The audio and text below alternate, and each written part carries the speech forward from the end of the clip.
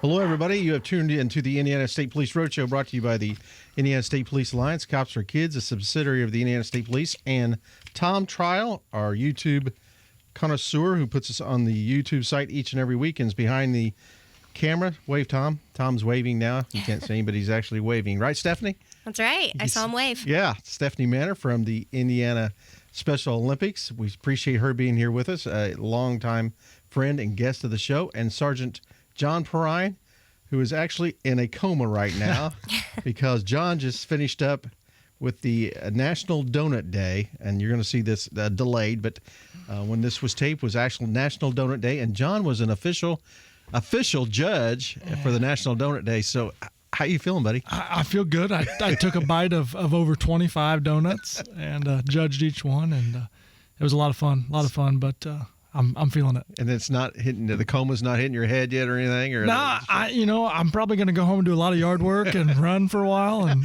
you'll be babysitting those kids that you got, man. You'll just be running around with them. And yeah, my wife will need to slow me down for a nap instead of them. Go home and drink some Mountain Dew. That'll help you out. Yeah. Well, we're going to be talking today about Special Olympics and what they have coming on here for the summer throughout Indiana. And it's always a busy summer with Special Olympics, and law enforcement is really involved with that. So, Stephanie, hit us off here. What are we going to be having coming up here real quick? Well, here at the end of June, we have our first Tip-A-Cop week of the year, which we do a few of these throughout the year. Okay. But June 27th through July 1st, we will have officers in 8 different restaurants across the state, and it is our Texas Roadhouse Tip-A-Cop week that we've done in the past. But this year we have some new friends coming on board, so we have 8 instead of 6 restaurants, which is great. Great. All throughout Indiana. Yes. So we'll be in Bloomington, Columbus, Greenwood, Richmond, Southport, Terre Haute, Fishers, and Greenwood, if you can remember all of those. Okay. And if we can't, I'm sure there's a website. Yes. You can go onto either our Facebook page for Special Olympics Indiana, and we'll put the flyer up there, or you can go to the Torch Run page of soindiana.org. And for people that may not be aware, that haven't been involved with Tip-A-Cop, explain exactly what happens on that. Well, you don't have to be alarmed. The officers are not trying to bring the food out. It's a lot different than their normal job. You don't want to have us doing that. You don't want with that. Hot food. You may get the wrong meat or something. I think everything would have a bite out of it. We have to try. Like the donuts? Yeah. Yes. So the officers will be in Texas Roadhouse and Bubba's 33 restaurants that week, and they will actually be visiting tables and visiting the guests and inviting them to make a donation to Special Olympics. And this is a large part of how they support the efforts of the athletes throughout the year.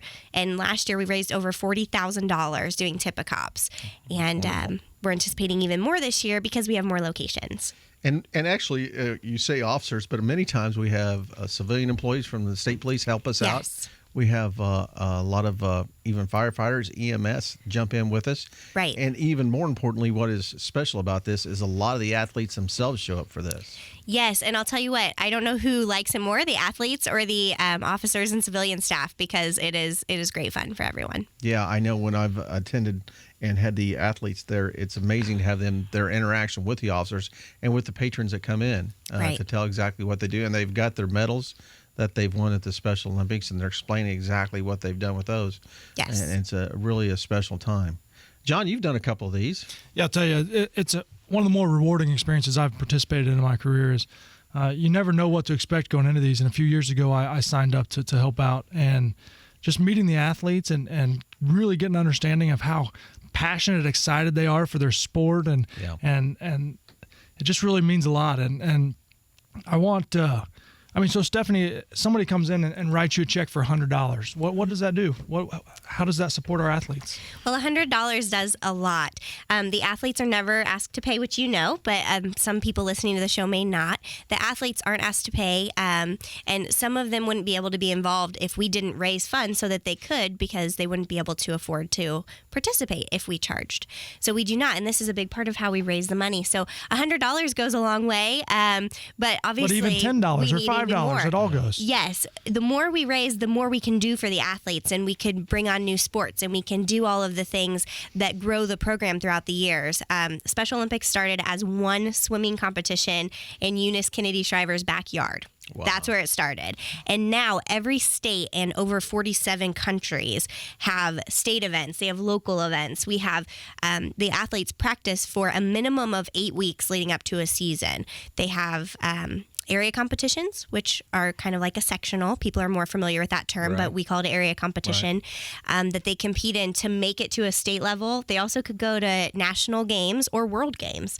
And it never you'd see costs them on ESPN. Never costs an athlete a penny to do that. Never a penny. That's awesome. That's That right. is awesome. And that's because of what you guys do. And this is obviously going to be airing after, but these summer games are going to be in Terre Haute and real soon. Yes, June 10th through the 12th. So currently it's next weekend when this airs probably this a will be weekend or airing two afterwards. ago. But past experience, how many athletes do you have show up at that event? Well, it's actually really exciting.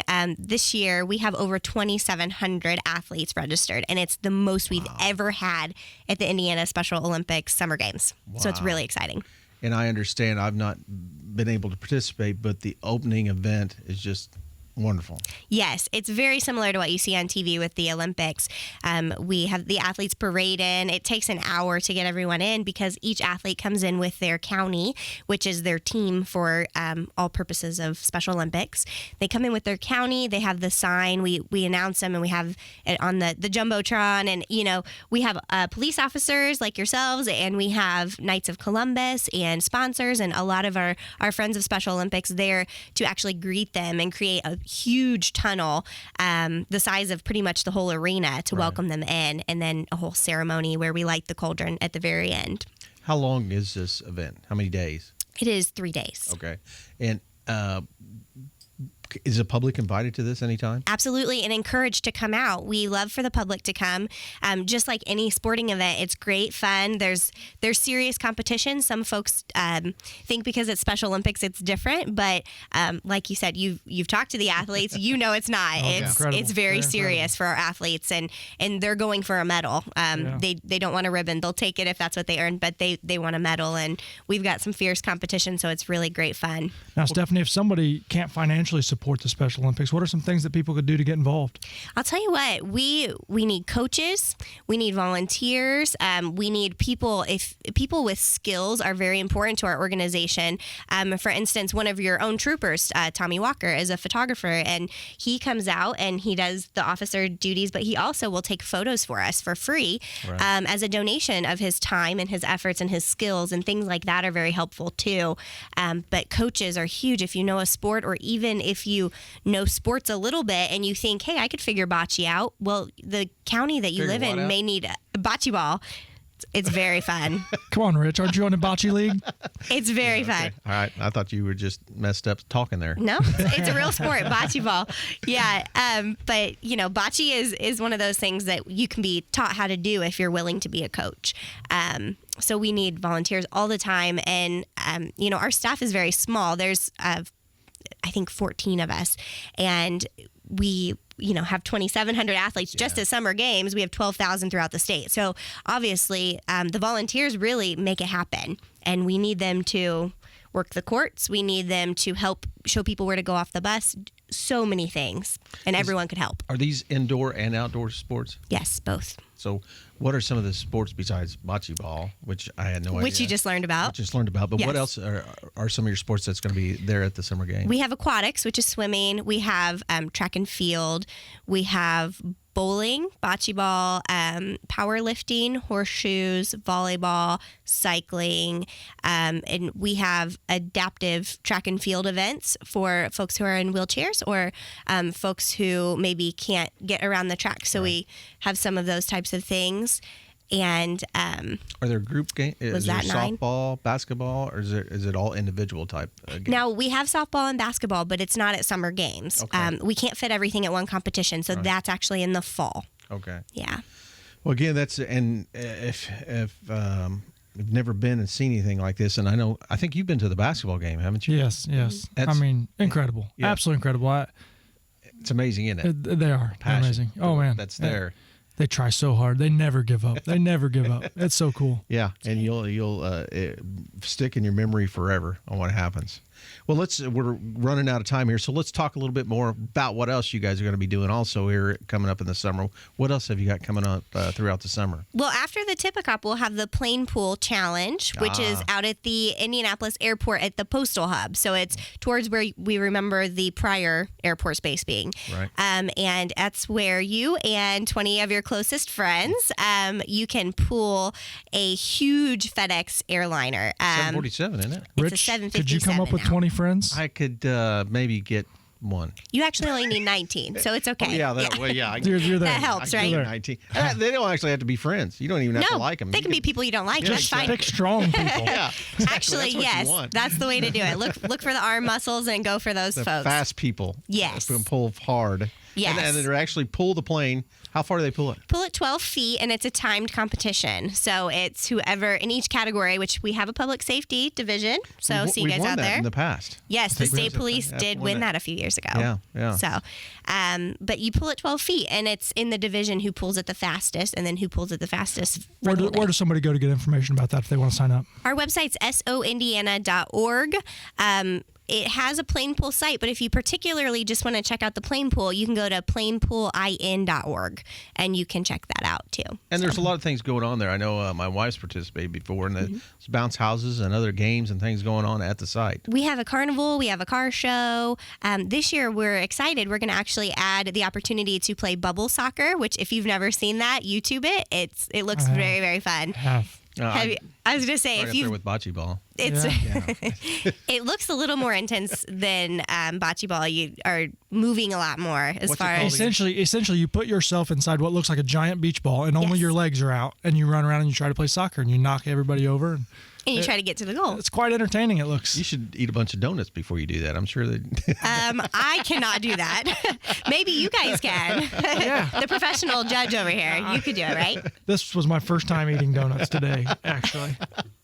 He's never had one in the past. Never. No, he's never. No. But he's done a good job. They're asking him back for next year. Okay, perfect. There you go. So, anything else we want to hit on here before we get out of time?